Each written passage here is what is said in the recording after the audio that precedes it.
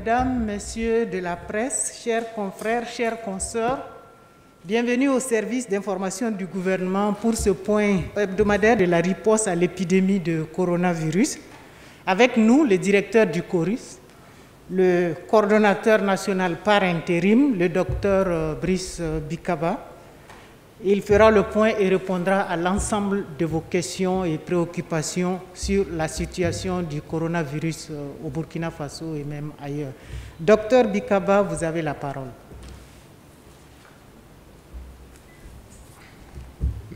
Merci et bonsoir à tous et à toutes.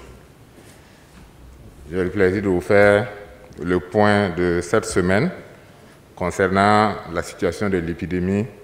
D'abord en commençant au niveau national, et puis nous allons voir la situation au niveau de notre pays.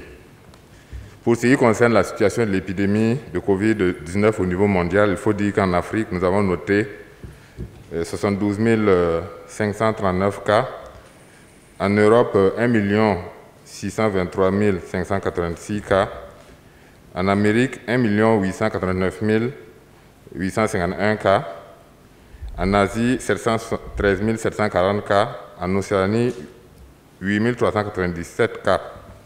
Le continent qui a noté le plus de décès, c'est donc le continent européen avec 151 749 cas. Pour la situation des pays voisins du Burkina, nous avons la Côte d'Ivoire avec un cumul de 1912 cas et 24 décès. Le Ghana avec 5 408 cas et 24 décès. Le Niger, 860 cas et 49 décès. Le Mali, 758 cas et 44 décès. Le Togo, 219 cas et 11 décès. Le Bénin, 327 cas et 2 décès. Pour ce qui concerne le Burkina Faso, la situation du 13 mai, nous avons pu analyser 352 échantillons.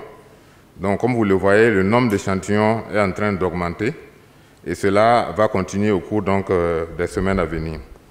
Et pour ces 352 échantillons, cela a concerné 276 cas contacts, et 48 cas suspects, 12 hémodialysés et 16 contrôles. Et nous avons eu 7 nouveaux cas confirmés, dont 6 à Ouagadougou et 1 à Bobo-Dioulasso. Nous avons noté également 3 guérisons, portant le nombre de guéris donc à 595, et nous avons un total de cas actifs à 134.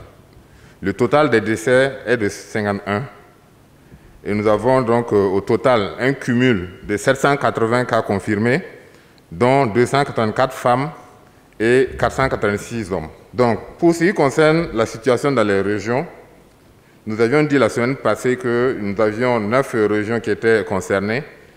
Et actuellement, il y a 5 régions qui sont actives. Il s'agit essentiellement de la boucle du Moun, du centre, des hauts bassins, du plateau central et du Sahel.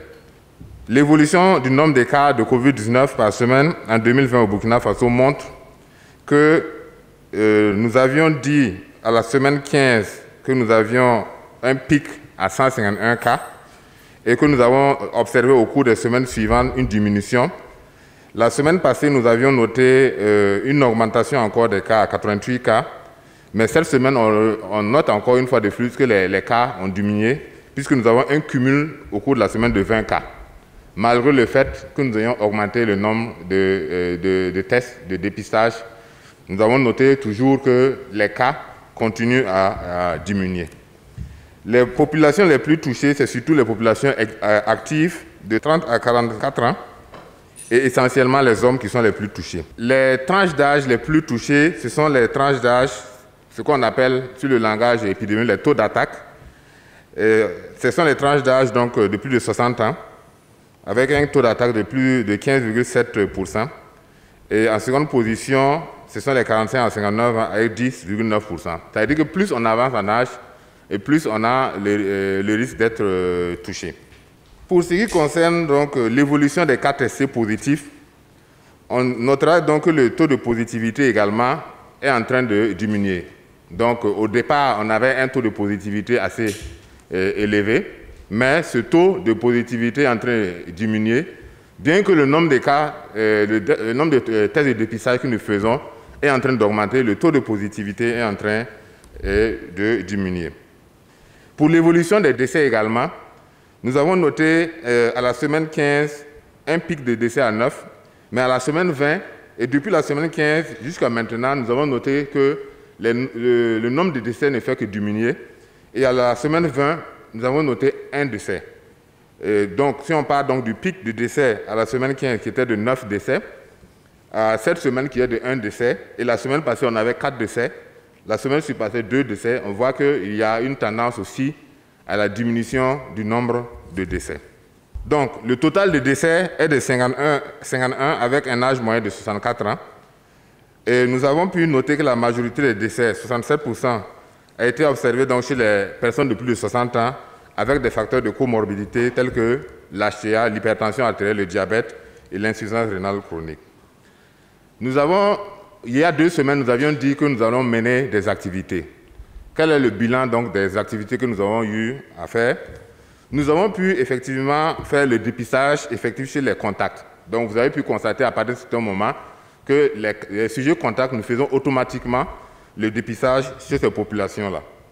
Nous avons pu effectivement commencer le dépistage chez les hémodialysés. Nous avions dit il y a 2 semaines, on allait tester les hémodialysés. Cela est effectif actuellement.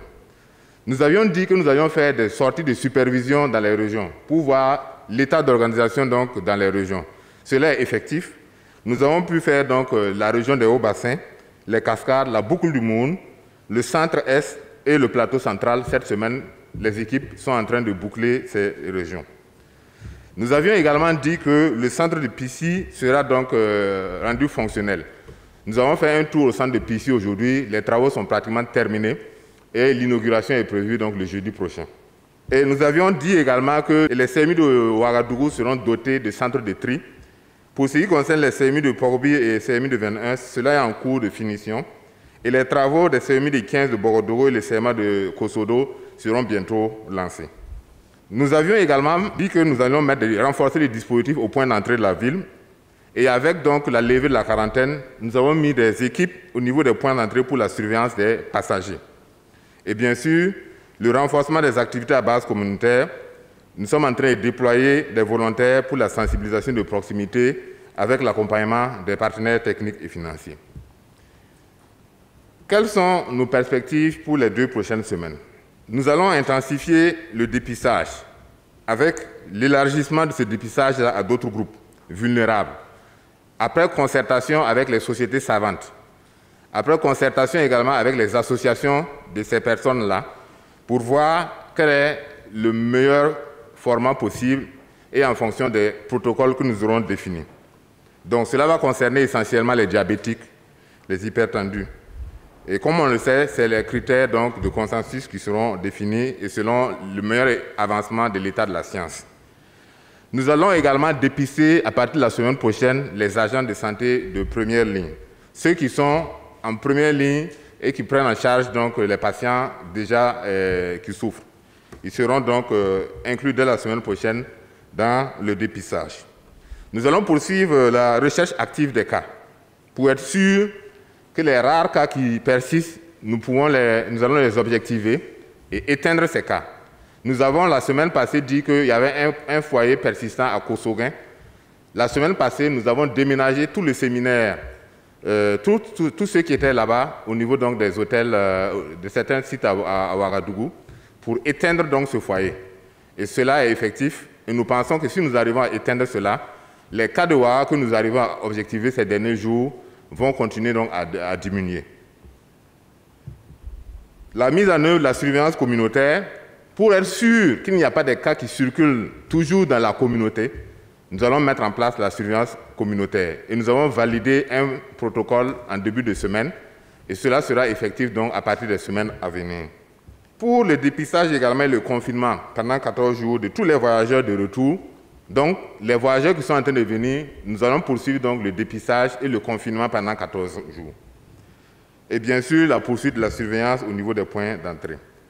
Et les prochaines semaines, nous allons mettre un accent particulier sur donc, les activités de communication à base communautaire pour renforcer effectivement cette communication-là et engager surtout les populations, donc, en tout cas au respect des mesures barrières.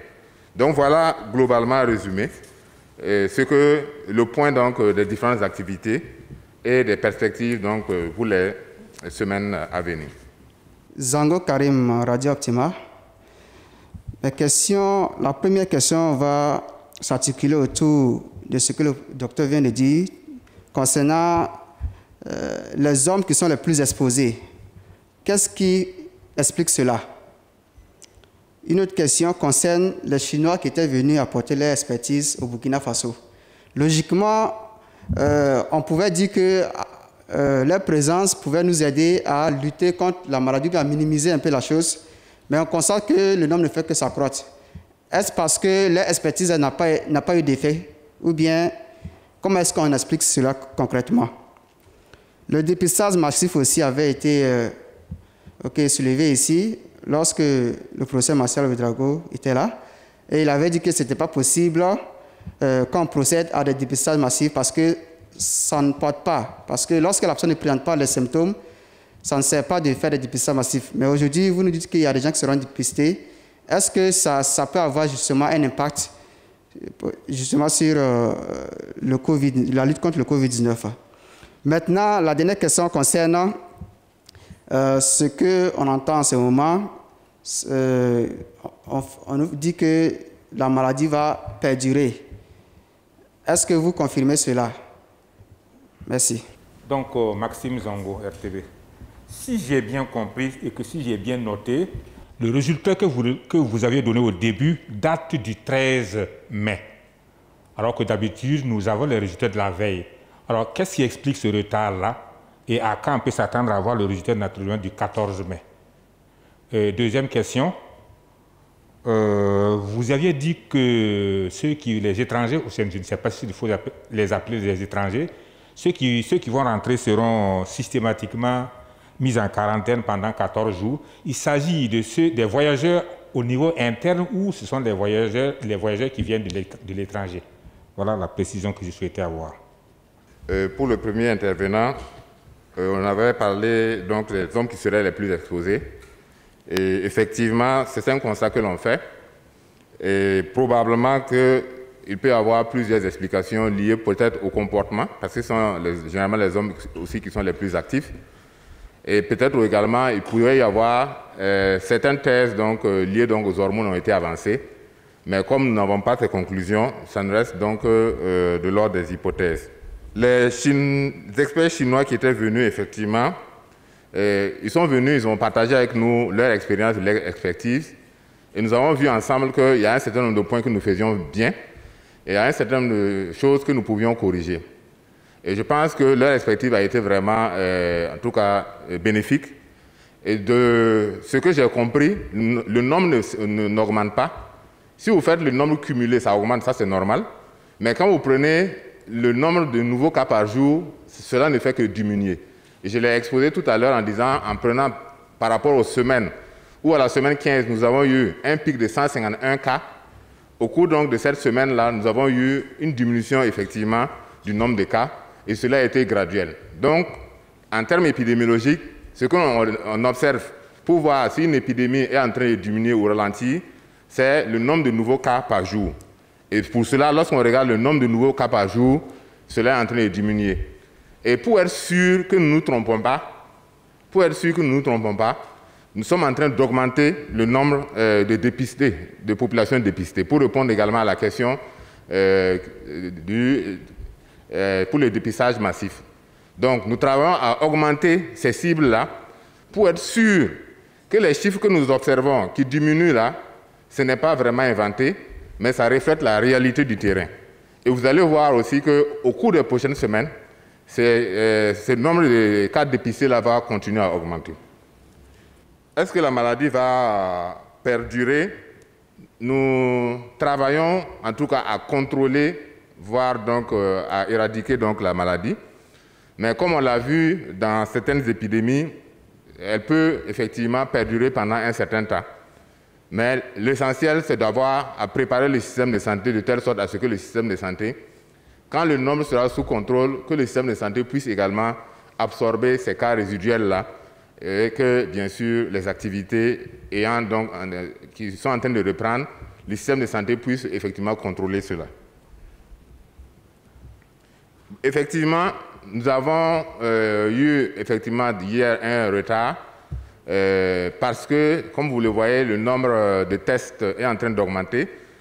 Les capacités de nos laboratoires, nous utilisons des appareils qui utilisent donc une extraction manuelle, donc qui prend du temps, mais ce n'est pas un problème. Nous allons nous réorganiser pour permettre à ce qu'effectivement on puisse rentrer rapidement, même si avec le nombre élevé de cas, on puisse rentrer dans les 2-3 prochains jours là, avoir bien sûr les communiqués à 17h comme on a l'habitude.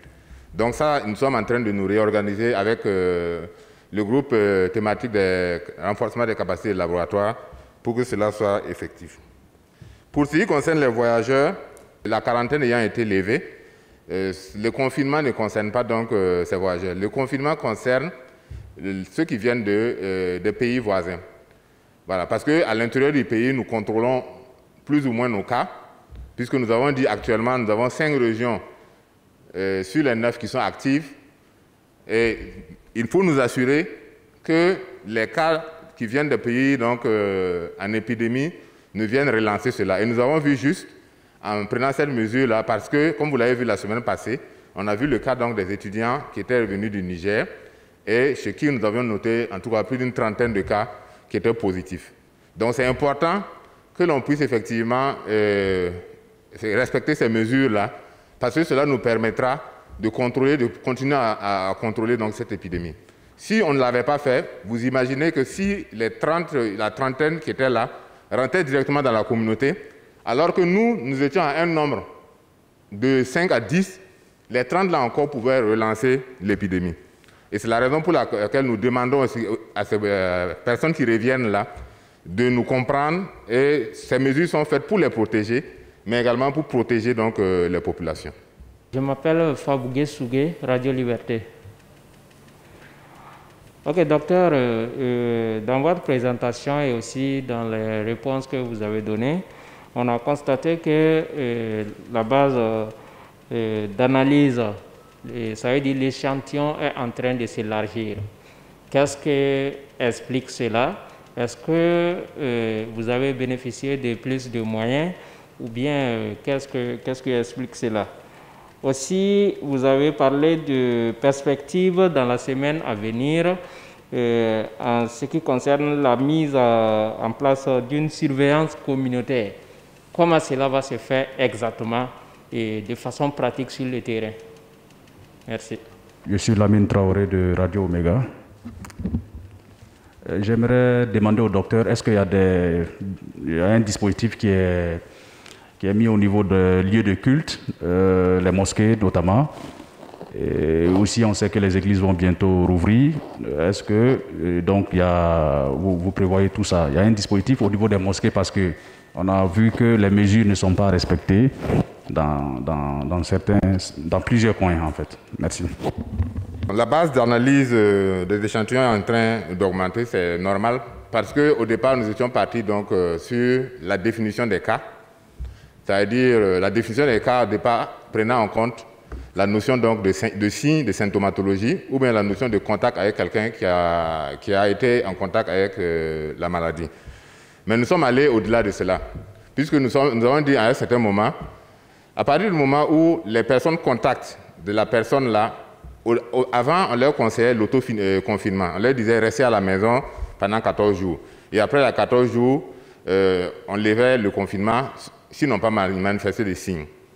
Mais à un certain moment, nous nous sommes dit, mais pourquoi on n'a pas fait directement le test chez ces personnes-là? Parce que si on fait le test chez ces personnes-là, on va voir qu'il y en a qui sont positifs et on pourrait effectivement les enlever de leur milieu pour éviter qu'ils ne contaminent d'autres personnes. Ça, c'est l'un des premiers aspects. Ensuite, il y a les hémodialysés qui étaient là également, qui étaient une population vulnérable, puisque nous avons noté que la létalité, sur les décès que nous avons, 51 décès, là, il y a au moins 6 qui faisaient donc l'hémodialyse. Donc, ça veut dire que ces gens-là doivent être traités de manière spécifique. Et c'est pourquoi nous avons commencé également le dépistage donc, chez les hémodialysés. Comme ça, si c'est dépisté tôt, on sait ce qu'il faut faire avant qu'il n'y ait donc l'apparition de complications. Et bien sûr, vous allez observer qu'au cours des semaines à venir, nous allons donc continuer à augmenter les tests de diagnostic, peut-être pour atteindre même 500 tests par jour. Mais en tout cas, nous travaillons en tout cas pour cela et nous escomptons en tout cas renforcer le nombre de tests par jour. Pour ce qui concerne la surveillance communautaire, nous avons un réseau d'agents de santé à base communautaire. Nous avons donc les volontaires que nous pouvons utiliser dans le système de santé pour que dans la communauté, lorsqu'il y a donc des signes, ils puissent effectivement le signaler donc aux agents de santé. Il y a tout un réseau, il y a les praticiens de santé. Dans le cas donc par exemple de la poliomyélite, de la surveillance donc des paralysies face aiguë, on utilisait effectivement aussi bien les agents de santé à base communautaire que par exemple le réseau donc des praticiens de santé et qui en tout cas travaillaient avec donc les agents de santé pour signaler des cas donc de toux avec fièvre pour que nous essayons donc de les tester. Est-ce qu'il y a un dispositif au niveau des lieux de culte et de mosquées? Nous travaillons plutôt à définir donc des protocoles et des directives pour réduire en tout cas le risque de transmission de la maladie dans les espaces qui sont en train d'être rendus ouverts. Voilà. Quand vous voyez par exemple les moyens de transport, nous avons travaillé avec le ministère des Transports à définir effectivement des directives pour que cela donc réduise les risques d'infection.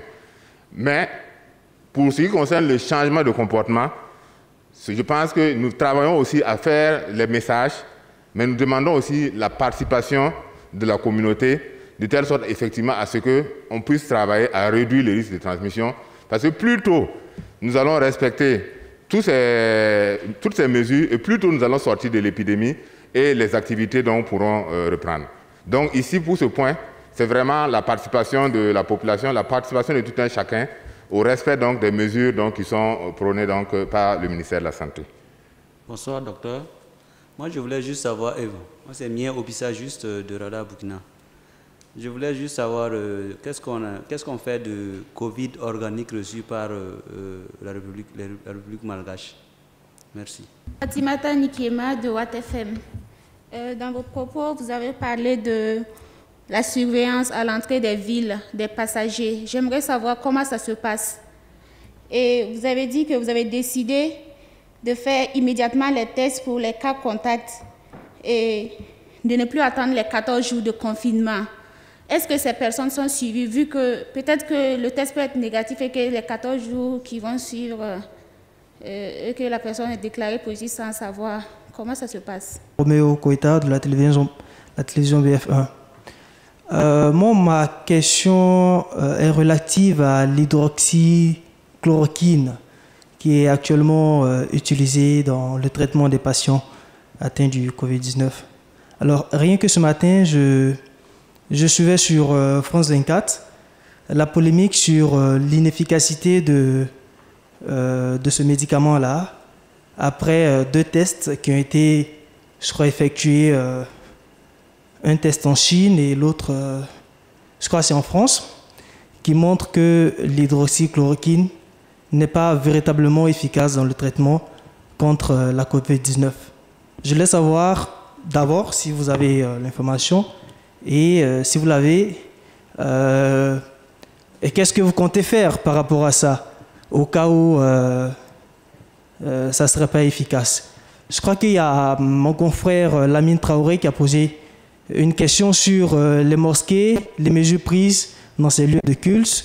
Moi, je vais aller plus loin, je vais parler des maquis et bars qui s'apprêtent à rouvrir aujourd'hui. Alors, il y a beaucoup de personnes qui s'inquiètent aussi par rapport à ça, quand on sait que c'est des lieux généralement où on consomme l'alcool et où la vigilance est souvent pas trop de mise quand on consomme l'alcool et tout ça. Alors, qu'en est-il de ces lieux par rapport aux gestes barrières? La surveillance au niveau des villes, il faut dire que nous avons travaillé avec les directions régionales, avec les districts, pour qu'on mette effectivement un dispositif aux entrées qui consiste effectivement à prendre la température. Donc, pour ceux qui sont effectivement fébriles, normalement, leur voyage devrait s'arrêter à ce niveau pour nous assurer que des cas de de Ouaga ne partent dans d'autres villes et effectivement poursuivre donc la transmission de la maladie. Le confinement, pour les cas contacts, nous avons commencé à dépister, mais l'autoconfinement de 14 jours est toujours de règle. Les cas contacts, on les dépiste, mais à J0, le premier jour, le 8e jour et le 14e jour. Voilà. Et on leur conseille de rester toujours à domicile, pas donc de contact avec les personnes. Mais au moins, plus tôt tu as les résultats que tu es positif, et plus tôt on peut commencer le traitement.